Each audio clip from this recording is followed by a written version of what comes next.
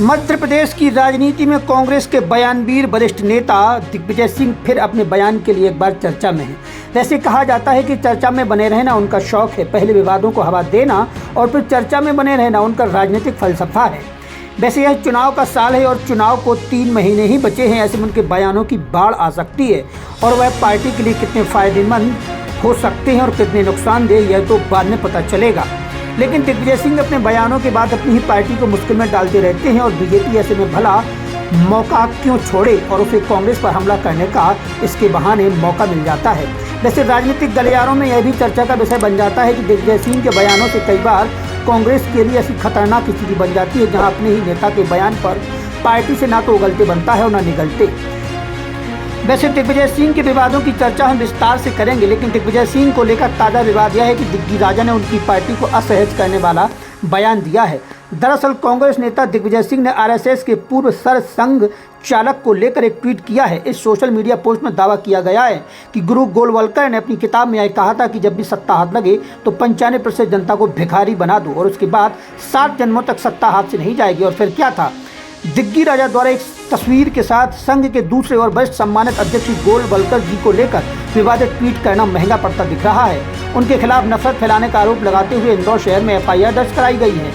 Social media पर post में उन्होंने जो कहा है उसमें कहा गया है कि गुरु गोलवलकर जी के दलितों, पिछड़ों और मुसलमानों के लिए व राष्ट्रीय जल, जंगल व जमीन पर अधिकार पर क्या विचार थे, अवश्य जानिए।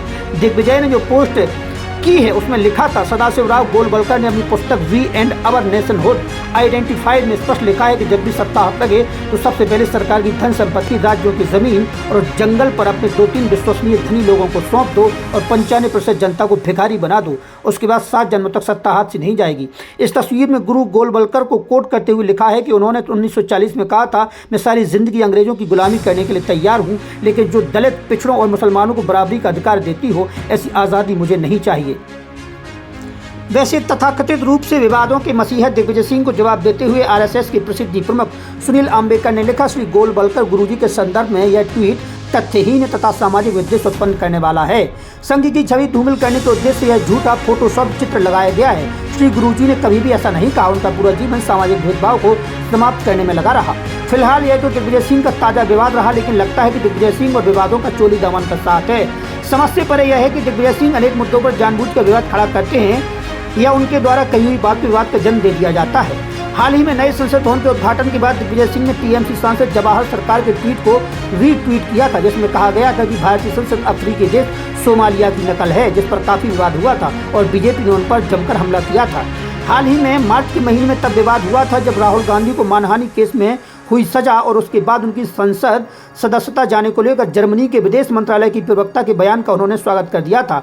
दिग्विजय सिंह इसको लेकर ट्वीट कर चुके थे। रिचर्ड वॉकर के ट्वीट को रीट्वीट करते हुए दिग्विजय सिंह ने कहा था, राहुल गांधी को उत्पीड़न के जरिए भारत में किसी तरह का लोकतंत्र के साथ समझौता किया जा रहा है। इसका संज्ञान लेने के लिए जर्मनी के विदेश मंत्रालय और रिचर्ड वॉकर को धन्यवाद।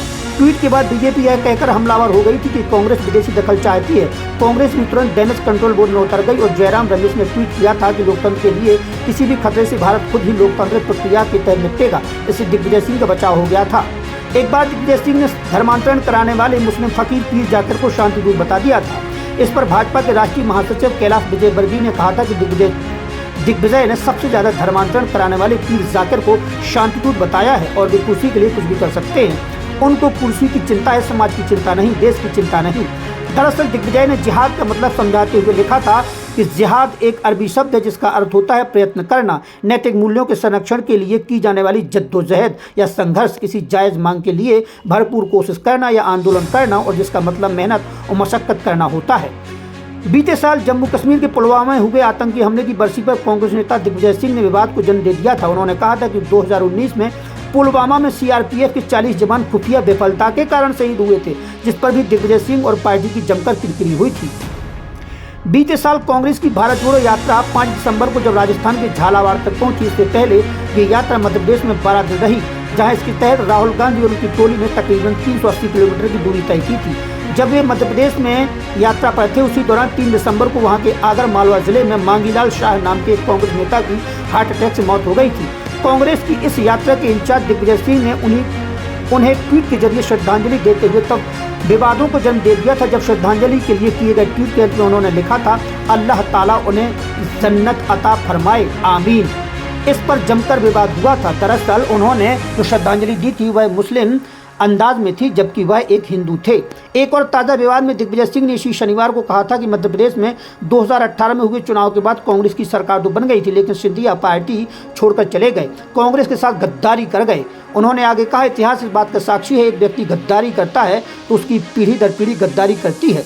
दिग्विजय सिंह के इस बयान पर ज्योतिरादित्य सिंधिया, जो कि अपने समर्थकों के साथ भाजपा में शामिल हो गए थे, काफ़ी बौखला गए थे। सिंधिया ने पलटवार करते हुए तब कहा कि दिग्विजय सिंह के स्तर तक जाना नहीं चाहते। सिंधिया परिवार की एक मर्यादा है, जिसे बनाकर रखेंगे।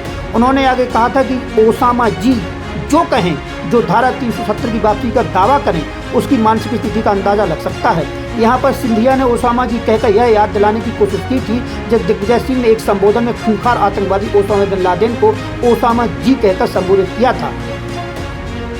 अगर साल 2014 की बात करें तो एक विवादित बयान के मामले में उनके विरुद्ध भोपाल की MP MLA कोर्ट में मानहानि का मामला दर्ज हुआ था। दिग्विजय सिंह ने 4 जुलाई 2014 को मीडिया के दिए गए बयान में आज के भाजपा प्रदेश अध्यक्ष और तत्कालीन ABVP महामंत्री विष्णुदत्त शर्मा के विरुद्ध यह आरोप प्रत्यारोप लगाए थे कि BD शर्मा द्वारा RSS और व्यापम के मध्य में बिचौलिया का काम किया जाता है। दिग्विजय के खिलाफ BD शर्मा ने कोर्ट का रुख किया था। उन्होंने कोर्ट में बताया था कि दिग्विजय सिंह ने मीडिया के समक्ष उनके खिलाफ गलत आरोप लगाए थे। उनके बयान को अखबार और TV में प्रसारित किया गया था। इससे आम जनता ने पढ़ा और देखा, जिससे उनकी छवि धूमिल हुई है। इससे व्यथित होकर मैं उनके विरुद्ध मानहानि का केस दायर कर साक्ष्य प्रस्तुत कर रहा हूँ। MP MLA कोर्ट ने सभी साक्ष्यों पर ध्यान देते हुए यह पाया था कि प्रथम दृष्टया दिग्विजय सिंह ने IPC की धारा 500 के अंतर्गत दंडनीय अपराध किया है। इस कारण उनके विरुद्ध प्रकरण पंजीकृत सम्मन जारी करने के लिए निर्देश दिए गए हैं। राम जन्मभूमि विवाद में भी हिंदू पक्ष में फैसला आने के बाद दिग्विजय ने ट्वीट कर यह कह दिया था कि माननीय उच्चतम न्यायालय ने राम जन्मभूमि फैसले में बाबरी मस्जिद को तोड़ने के तथ्य को गैर कानूनी अपराध माना है। क्या दोषियों को सजा मिल पाएगी? देखते हैं, 27 साल हो गए हैं। इस ट्वीट के जरिए दिग्विजय ने नया सवाल पैदा कर बखेड़ा कर दिया था। इस बयान के बाद दिग्विजय आलोचकों के निशाने पर आ गए थे, ट्विटर पर ट्रोल भी हुए थे।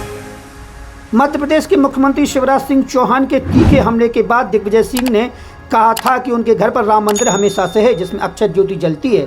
इसलिए मेरे लिए राम राजनीतिक स्वरूप नहीं, मर्यादा पुरुषोत्तम है। उनके नाम पर यदि गलत होगा तो उनसे ही प्रेरणा लेकर मैं विरोध जरूर करूंगा। भगवान राम की राजनीति आप करें, मैं उनकी भक्ति से प्रसन्न हूँ। एक और विवाद तब खड़ा हो गया था जब दिग्गी राजा ने खरगोन दंगे को लेकर फर्जी फोटो ट्वीट कर दी थी। तब दिग्विजय सिंह पर बड़ी कार्रवाई करने के संकेत राज्य के गृह मंत्री नरोत्तम मिश्रा ने देते हुए कहा था कि दंगाइयों के मकानों दुकानों पर बुलडोजर चलते ही चचाजान दिग्विजय सिंह का दर्द सामने आ जाता है। दिग्विजय सिंह प्रदेश में सांप्रदायिक तनाव फैलाने के लिए फर्जी फोटो ट्वीट करने से नहीं चूक रहे हैं। सिंह का यह ट्वीट लगातार वायरल हो रहा है। मैं इस पर विधि विशेषज्ञों से राय ले रहा हूँ। राय लेने के बाद दिग्विजय सिंह पर वैधानिक कार्रवाई की जाएगी। हालांकि बाद में फोटो वायरल होते ही बवाल मचा था। इसके बाद दिग्विजय सिंह ने ट्वीट डिलीट कर दिया था। कुल मिलाकर दिग्विजय सिंह राजनीति में विवादों के लिए जाने जाते हैं और इस साल मध्य प्रदेश में विधानसभा चुनाव में उनका क्या रोल रहेगा यह तो नहीं पता, पर इतना जरूर कहा जा सकता है कि उनके बयानों से बखेड़ा जरूर खड़ा होगा और आम जनता का मनोरंजन भी जरूर होता रहेगा।